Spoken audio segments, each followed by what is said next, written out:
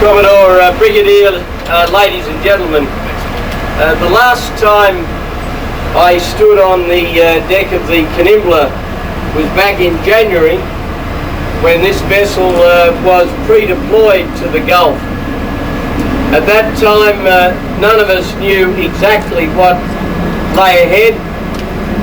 There was then the possibility that we would be involved in military operations, although the diplomatic processes through the United Nations were still going on.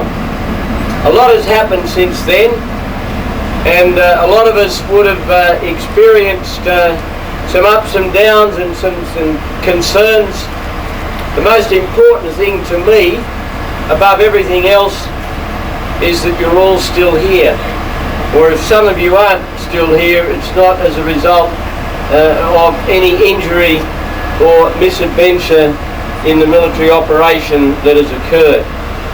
And Jeanette and I are here today most particularly to thank the ship's company of HMAS Kanimbla, to thank your commanding officer, and to thank all the other men and women of the Australian Defence Force who have done such wonderful things here in the process of the liberation of Iraq. And it gives me a special feeling of privilege with the Australian white ensign in my gaze on this vessel, with a cross-section of people who've served Australia and the interest of the values that Australia holds dear so well, to express my gratitude to all of you. I've had the opportunity this morning to meet various elements of the Australian forces deployed in the war to liberate Iraq, and I've said to them what I'll say to you now, and that is that all of you have upheld and added to the best traditions of the Australian military forces, and those traditions have always been to go into combat in a just cause with a clear objective in mind, and to do it in an ethical and effective fashion. We have fought in the war to liberate Iraq. We have fought as part of a coalition, but first and foremost we have fought as Australians, and we have fought for the things that Australia believes in and Australia holds dear. Going into combat is a perilous thing. For a government to take a decision to send young men and women into combat is a huge responsibility.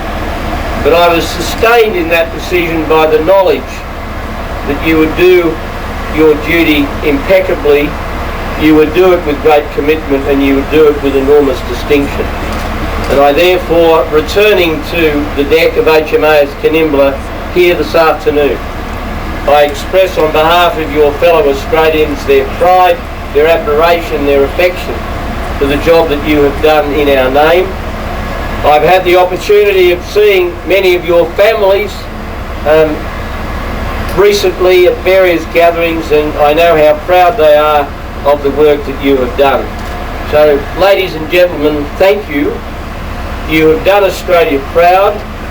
You have won the respect and the admiration of the coalition. I've just been in the United States and the United Kingdom, and both President Bush and the British Prime Minister Tony Blair have expressed great admiration and great appreciation of the very powerful and distinctive contribution that Australia has made.